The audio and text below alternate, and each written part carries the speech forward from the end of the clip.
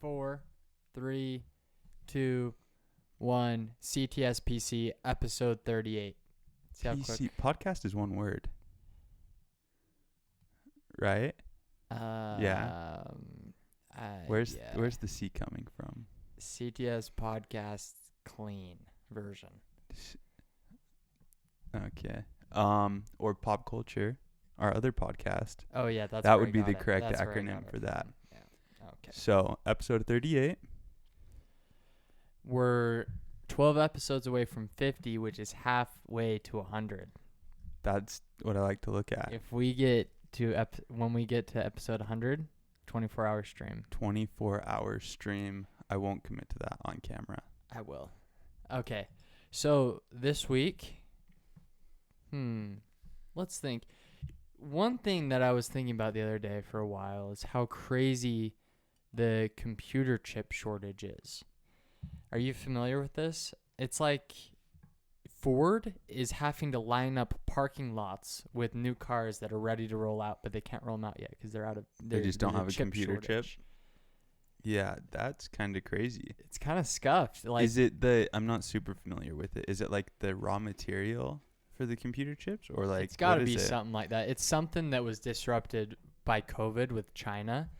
Oh, that makes sense. Scuffed something with it, or maybe not scuffed, but there was some delay, and that's why a lot of the PS5s and Xboxes are also because they can't get the computer chips. They can't get the chips. Yeah. Wow. And so I think it's crazy because it affects so many things. I mean, these computer chips, like cars, used car prices are going through the roof because there's a chip shortage in new cars, which can delay certain things, and then you can't get an Xbox or a new PS5 because of all this stuff, new graphic. Like it's just crazy how much stuff this affects. But apparently they're working on figuring it out. But it kind of goes to show, like, I always say I think we could transition our economy to not depend on China at all. But I don't think you can right now because China is, there's a delay in China and no one's getting these chips. Well, it's weird how fragile the supply chain is. That like one little thing, it's probably like a silicon shortage or something like that. Yeah. And now cars can't go out. Like you can't get, some of those companies have to be just hating it that they know they'd be selling. Like think about PlayStation and Microsoft. Like they'd be selling out of consoles like no matter how many they had, and they're short, and so people can't get them. Yeah, it's pretty crazy. It's pretty crazy that such a specialized piece or part is also what is holding it back. Because when a lot of people think about manufacturing in China, they think about low cost, cheap manufacturing, unspecialized parts, stuff like that. But it was the same problem they were having when Apple tried to bring MacBook Pros. They tried to manufacture them here, and it was a big slogan. They're like, made in the USA. But they had to basically completely shut that off because there was a part in it that they couldn't make for cheap. They just could not get for cheap in the United States, or they couldn't get it at all or something. And it was, they had to get it from China. Do you think that's this is kind of a different discussion, but there's obviously like ethical concerns with Chinese manufacturing that, like, is that a good thing that they couldn't do it for as cheap in the U.S.? So you're asking, is it worth it for countries in the United States to manufacture in the United States, even if it raises the price? Yeah. I don't know. It's really hard to say. I think it depends on the difference. I think with the MacBooks, it was a huge difference. Probably. It was like a 10x price increase just for this one singular part. It may have even been more, but it's a good question. I don't really know the answer, but when people base their entire argument on that, it's really weird to me because those same people that advocate for bringing manufacturing back to the United States are the same people that don't advocate for increasing the minimum wage from $7.50 an hour. So I think it's, if you're going to make the argument that... But isn't that the opposite, right? like, wouldn't you? Because it's not like if the minimum wage was $15 an hour, you couldn't manufacture like at anywhere near a similar cost to what they can in China. So say it again. So the people, like, you don't like that's not wanting the minimum wage to be more expensive and bringing manufacturing back to America isn't like they're not like Yeah, I guess I'm talking about the people that make that argument from an ethical standpoint. Because if you're going to make that argument from an ethical standpoint, say, I think that argument you just made is different because you're saying, okay, we're doing it because it's cheaper. But I think some people do advocate that they don't want manufacturing to take place in China because the workers are so harshly treated.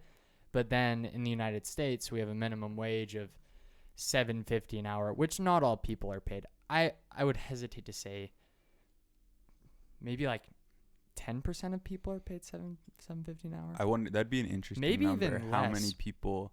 Because it seems like a lot of places are moving away from just the straight minimum wage. Yeah, I mean, Target, I think minimum wage there is $15 an hour or 15. something. You start at 15 an hour. In-N-Out is It's like 12 17 or really? yeah, it's that high. 17? No, it's $16.50 I think. And then US Bank just said they're raising their minimum wage to $25 an hour by 2025. Really? So, I guess some companies are, taking the lead on increasing or better treating their workers, which is a good thing. It does scare me that companies are having to do it and the government is just refusing not to, or some in government are. But I mean, it's good for the people that are super pro full capitalists because they're like, that's sort of Isn't how that a proof of capitalism is concept, supposed to right? work. Like, Yeah. Yeah, and it's interesting because it's like to completely use that in argument either like for or against like economic ideology like that doesn't make sense because it's more complex. But it is funny that like $15 an hour to start at Target and that's what you're shooting for. So like, did it happen organically? Is that good enough or? Yeah. It's kind of crazy. We were talking about this last week, so I'll only touch on a little bit, but I saw a reporter asking the White House press secretary about the jobs numbers. I think this was a week or two ago. And she was saying that their data or how they are interpreting the data is that it's partially because the jobs numbers were so bad because people weren't getting paid a higher wage, but the Fox reporter was saying it was entirely because the unemployment benefits are so good. But what I was going to is a bunch of states have come out and said they're stopping the unemployment benefits over the next couple months. What do you think about that? Do you think people should continue getting the raised unemployment benefits? I think at some point you have to go back to normal, right? Like so at some point you have to rip that bandage off. I don't know if now is the right, like I'd have to know more about like each state, how they're doing and to really know if it's the right time to do that. But eventually, right, it has to go back to normal because unemployment was never supposed to be like you were on unemployment for like a super extended period of time. That's why it's not as high as has been during COVID because it's like, well, you just need like a little bit of money to get you through like searching for a new job. So like I think you have to go back at some point and it's probably a state by state basis on when that time is right. What do you think? Yeah, it's really tricky. I think that it's just so hard because we're 6 months into 2021 now. I think that maybe you do a tiered decrease. So you do unemployment benefits decrease by X amount this month. The next month it's X amount, and then it's just tiered. You start to wane people off of it. But I bet there are some people that genuinely can't get a job, or some people that genuinely don't want to work because why would I go back to work for $10 an hour? I think that's probably a pretty fair concern, right? If I was offered, if my only outlet for income was a job that paid me $7.50 an hour, for example, if that was the only job I could get, I wouldn't go to work. I would just stay on unemployment. So do you think it's like a combination of both, that people don't feel like they're getting paid enough and unemployment's too high? yeah, So it's got to meet somewhere in the middle. But it does seem like we were talking about, right? Like Target, you can start at $15 an hour for a cashier job that requires no experience. That, like, right now, I mean, everywhere that you see is hiring. Like, I see hiring, like now hiring signs on every single business driving down the street. So it seems like they're, from what I've heard, like, people need employees. yeah, for sure. It'll be interesting to see. I think the jobs numbers do look a lot better next time around, but They looked really bad. oh, it that was first time it was around. so bad. I don't think we've talked very much. Wasn't it like 10% of what they were anticipating? Yeah. That's pretty atrocious. Yeah, it's really bad. And I think and I think we had mentioned this last time or time before, but I think it's an indicator of a potentially bigger things that are going to happen in the market, in the workplace. But we'll see. As long as the Fed continues printing money, we'll be okay. This is off topic. I'm going to switch this up a little bit, and then you're going to have to bear with me for a second, and I'll pivot it into a more politics focused conversation. But LeBron James, he broke the NBA's like COVID protocol. Yeah.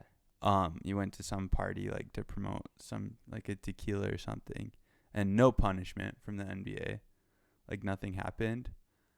But what do you think as far as like for normal people in the workplace, like new COVID restrictions for COVID should be like, should they force you to like show that you've been vaccinated, show you like stuff like that? What do you think as things go back to normal? So I disagree with the notion that there should be a vaccine passport to travel. I don't think that is the right answer. I don't think, for example, I don't think there should be a little check box on your passport if you want to fly. If you're flying out of the country, it's a little bit different. I think those countries have every right to require one because you're visiting their nation. And I think the U.S. should probably do that. If you're wanting to visit the U.S. Has there been any talk about a vaccine passport for like continental, like domestic travel? I know Europe is requiring proof of vaccination if you want to visit. Yeah, but not for domestic, like the U.S. You're talking about domestically, should the U.S. I mean, I was asking the question about in general, but I don't think I've heard anything about the U.S. like trying to require a vaccine passport. Oh, no, I don't think they're going to, but some people think it's a good idea. I don't think it's a good idea. And I don't think states should require a vaccine passport for you to visit their state. I think that's going a little bit too far, but I do completely agree that businesses have every right to ask if you've been vaccinated, or if you're going to work in the workplace, require proof of vaccination, or I think they have every right to. It does concern, like I said, it does concern me once you start talking about, like, for example, New York. They've been integrating like a vaccine passport thing. I don't know if it's required to actually get into the state. I think it is if you don't want to quarantine. But that stuff kind of worries me. I don't know how long that's going to hold up. I don't know if they even have I don't know if individual states have the right to require proof of vaccination. I don't know if that's constitutional or not. Isn't that probably federal, like commerce between states? Yeah, I think so. And the federal government and the Biden administration has said they're not going to do anything like that. Where it starts, like even airlines, it gets tricky with airlines too, because I could see I don't know if they're going to, but I could see hypothetically an airline saying, okay, let me see proof of vaccination to board our airline. Even that, I think, kind of worries me. I don't know. It's a really tough call. That's a really tough question. I haven't thought too much about it. So you think, yeah, so I don't know. It's an iffy one where it's like, personally, if you asked me, like, have you gotten your vaccine? Like, if you haven't, we can't let you in. I'd be like, oh, yeah, I've gotten it. Like, yeah, it's not a big deal. whatever. Like, I don't care. But as a broader, like, question about kind of as a practice, should that happen? I don't know. I'm kind of with you on that. I think it's a little iffy. Yeah, and I think that's like the biggest argument for, I've talked to people that refuse to get the vaccine, and their arguments are always kind of all over the place. But that's not a knock on people that don't want to get it, but it kind of is. But the weird thing about not wanting to get a vaccine to me is I always try to make the argument like, I got it because it's like, it would just be annoying if I didn't have, I just got to get it out of the way. Like, I wouldn't want to have that problem come up where they're like, you have to have a vaccine to enter this stadium, or you have to have a vaccine to do da-da-da. I'd be like, oh, I've got it. It's not a big deal. It's already done. I've already gotten past it. And that's what I try to argue for is like, sure, you may not have an inconvenience now, but even if you have an inconvenience, even a minor inconvenience, it would be nice to just have it and get it done. Like, do I think that you personally need it? I don't know. I don't know if you personally need it. I think that's your choice. But if it solves even a minor inconvenience, you might as well just get it because it doesn't make sense not to. Yeah, it doesn't. It definitely doesn't help that like a lot of people have like adverse reactions to it. Yeah. And so then people are like, oh, like what's going on? Which, did you get sick? Have you gotten your second dose? yeah, I didn't you get get sick sick at all. I felt totally fine my Really? second day. Yeah. Which one did you get? Moderna. I got Pfizer, and I don't get sick a lot. I think I've been I can't remember the last time I got the flu or anything, but I felt really, really sick. I couldn't even get out of bed. I had the worst body aches I've ever had in my entire life. No doubt. I had really bad headache. I got zero sleep the night before, or the night of the shot. But it was gone in like 18 hours. I mean, it was gone by that night. Yeah. I couldn't go to work that day. That was about it.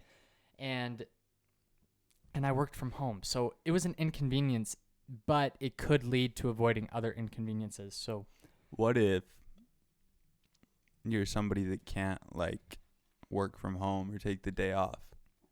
What do you like at that point, right? Like, because there are people that like you can't take a day off. Yeah. Right.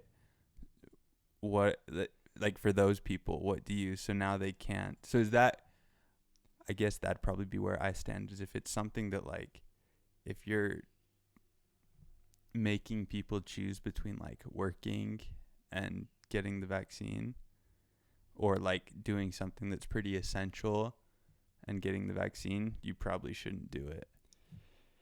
Yeah, that's a little bit of a tougher call, right? Because, and I do think, what do you think about, do you think that kids 16 and under should get the vaccine?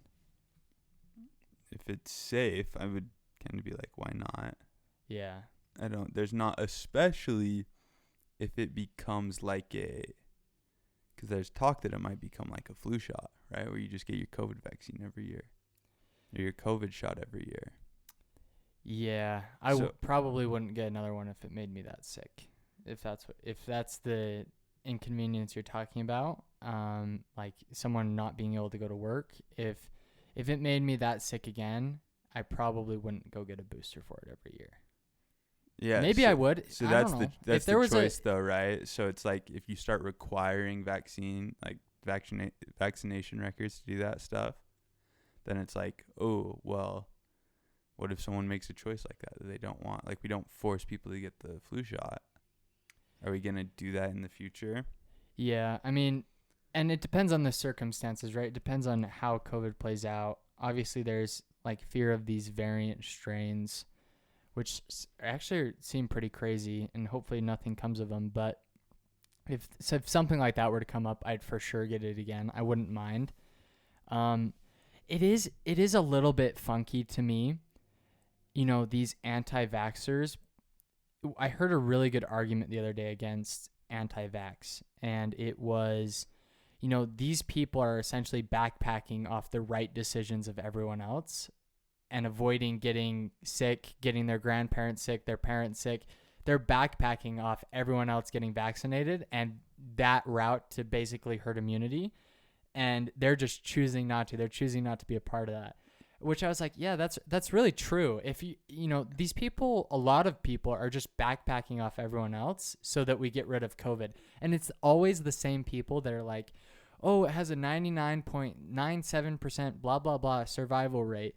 And I always think, I'm like, yeah, it does for you. It doesn't for your grandma. It doesn't for your grandpa. And it's weird because it's like, with COVID, it seems like you're getting a different anti-vax crowd. For sure. Than it's you bigger. Do traditional. It's bigger. And they're different. They're like more normal. Like when you think of anti-vaxxers before COVID, you always thought of people that thought vaccines give you autism. Well, or give their kids autism. Yeah, or like weird, like ultra, like organic, like don't want to put any chemicals or anything. And it's, yeah, the argument, I saw something where an anti-vax person was arguing, well, why do I need the polio vaccine? Like no one's had polio in ages. It's like, yeah, because of the vaccine. That's why. Yeah. Right? Like you don't get to say, oh man, like I don't know, like something just something that has a system in place to prevent it, because that doesn't happen doesn't mean you can get rid of the system. Yeah. Like I crashed my car and didn't die. Why do I need a seatbelt? Well, yeah, the seatbelt was the thing that saved you. Yeah. Like what? That's not a reason to remove the seatbelt.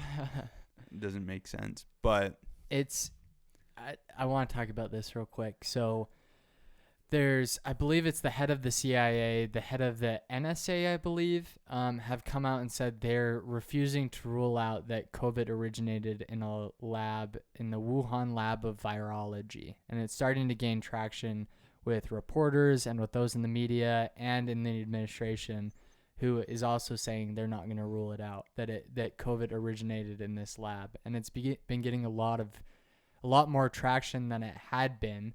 And there was some people, these conspiracy theorists on the right, that were kind of proven right. They said it originated in this lab, and now it's starting to, the pieces are starting to come together that it looks like it very well may have done. How much of that do you think is just like political talk, and how they're like refuse to rule out is basically just, we don't know yet, and you directly ask that's us 100% about that. what it is. That's 100% what it is. So until they come out and say, yes, this is what we know, we're sure this happened, I'm hesitant to be like, oh, see, like these people are proved right. It is interesting that when that was floated during the Trump administration, the media labeled it as like xenophobia. Yeah. And that's not the angle I'm seeing about it now.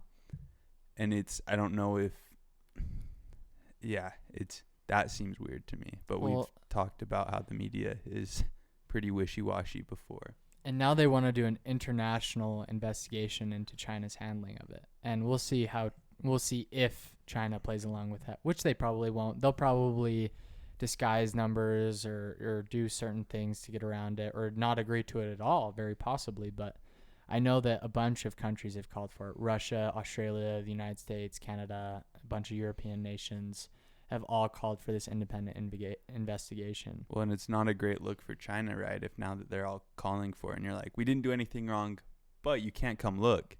You can't come see if we did anything wrong. Yeah, it's weird. But I promise we didn't do anything wrong. It's like, at that point, I think you might have done something wrong. Yeah, and even if it didn't originate in that lab, which who knows if it did. I have no idea. But they should for sure hid their numbers. They disguised their numbers. They had to have. Well, they had to have. Like the way that they went about it like silencing reporters from China. They were blocking reporters from coming into the country, like to report on it. And their reasoning wasn't. Yeah, it's tricky because it's like there was some fishy stuff going on, and I think that's been proven, right? There's nobody saying that everything was on the up and up. And so it's just how much was it just kind of damage mitigation that they were shady about, or was it more serious? Well, and then they started boarding people up in their homes. Yeah, they were locking around. people into their homes. It was like I remember it was pretty early in the pandemic. It was like, it might have been like December or January. So before, so still like a month or two out from things really kicking off, that they were like, everyone was sealed inside Wuhan. Like you saw like almost looked like apocalypse movies where they're like disaster movies where there's the line of cars trying to get out of the city and they're blocked at the exit. They can't get out. So it'll be interesting. What do you think? So I see people on social media all the time that, the CDC has already updated their guidelines. You don't need to wear a mask. Most outdoor gatherings are fine. Most indoor gatherings are fine. And if you're vaccinated. If you're vaccinated, right. And I think it's like 60 or 70% of the United States is now, something like that, of people over 18. Are they, is it, that might be the, like, have had at least one shot. That's what it number. is. I've seen people say, oh, you're having this party during COVID. I'm like, okay, hold on. This is not during COVID. You're making it sound like we're in the height of the pandemic. The pandemic is like over. I mean, almost, right? 60 or 70% of people have been vaccinated. The CDC said no mask, we're returning to normal.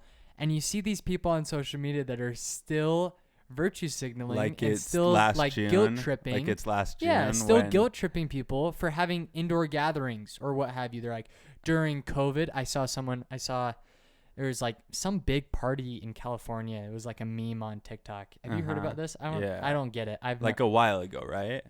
Something like that. Yeah. And she was like, she did like a response video, and she was during COVID, and someone was like, COVID's over, and she was like, 61 people died from COVID in California today. There are 4 million people in California. 61 is like, let's think about that. So 40,000 is 1%. It's a fraction of a percent. Yeah. 40,000 is 1%. So it's like 1/100%. Yeah. No, 1/1000th.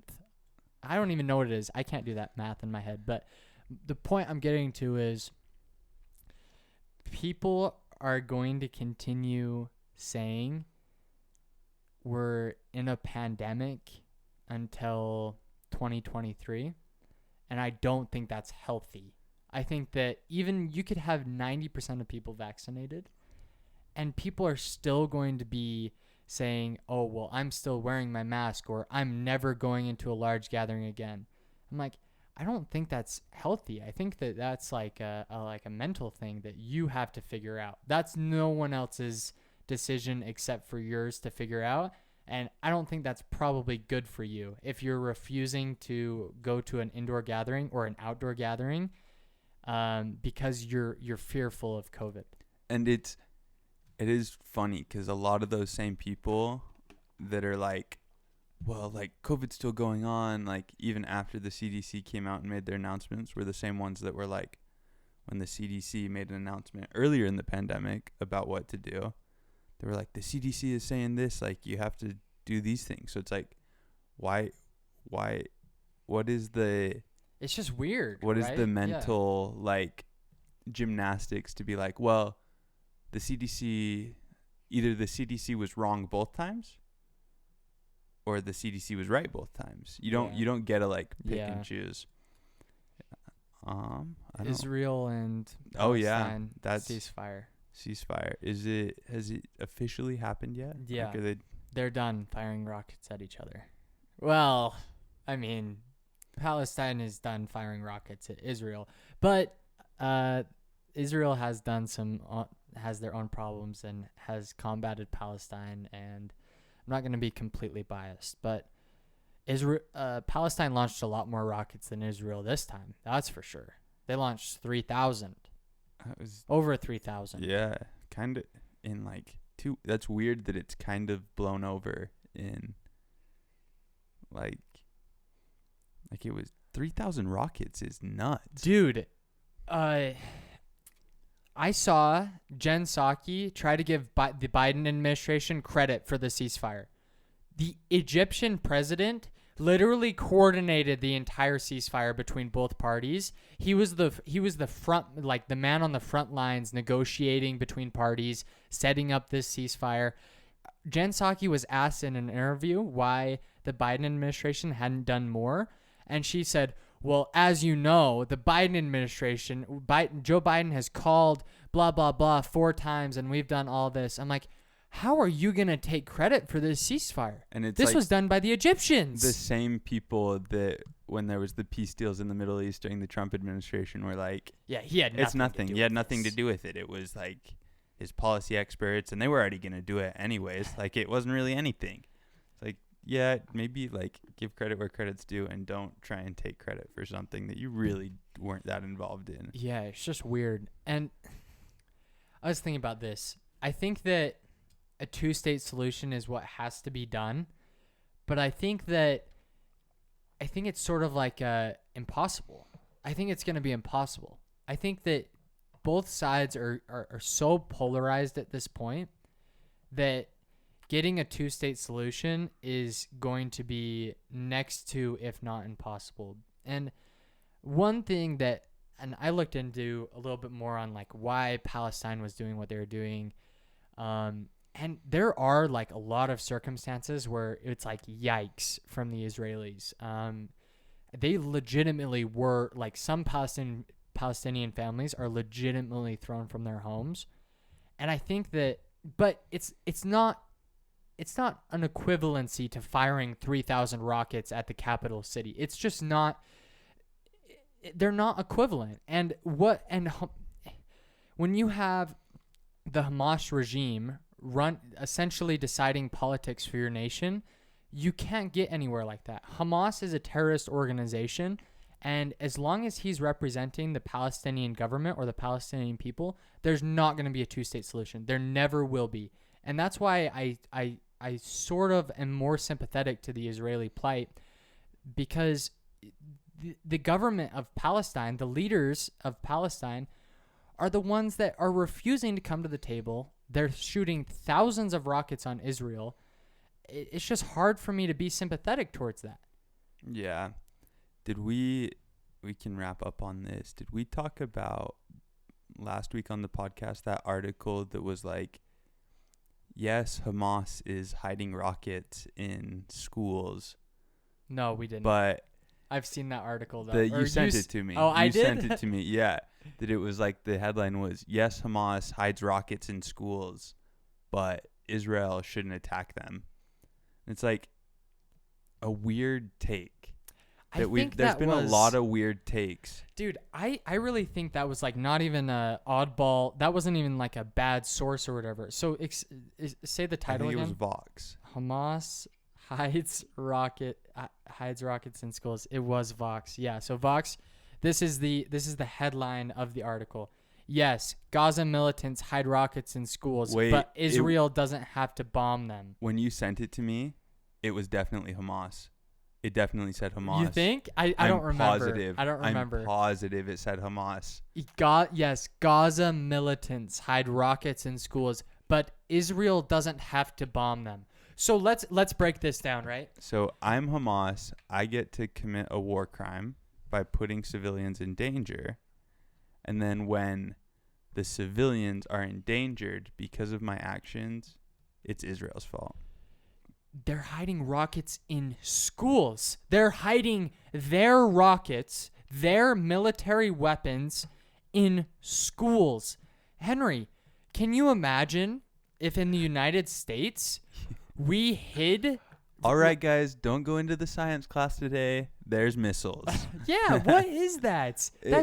And the fact people are defending it. Let's- People are defending Hamas's military decisions. I physically can't comprehend that. I want to break down the title change real quick. Was it Hamas? It I'm had to have positive been, it was Hamas. We talked about it too. I'm we positive talked about it was Hamas.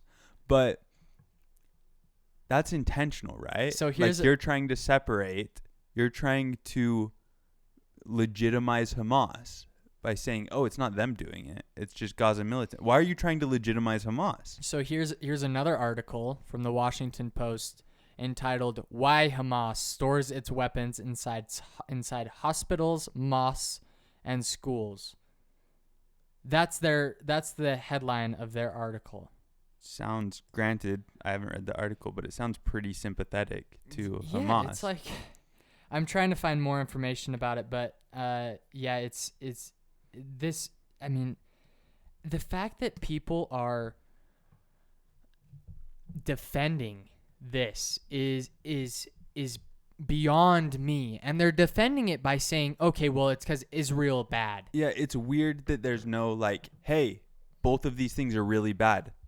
Yeah, Israel, like I just said, Israel has done terrible things to the Palestinians in the past and are continuing to do bad things to the Palestinians. But you're defending terrorism by saying Israel is bad. Like, you can't defend terrorism, period. You don't get to defend like two wrongs doesn't make a right, the classic saying. And so it doesn't make sense to me. Yeah, and I would go even further and say that I think as of recent weeks, recent months, recent years, the Palestinian government and Hamas, their wrongs have been more wrong than Israel's wrongs. I think that's fair to say. They launched 4,000 or something missiles over the course of 2 weeks.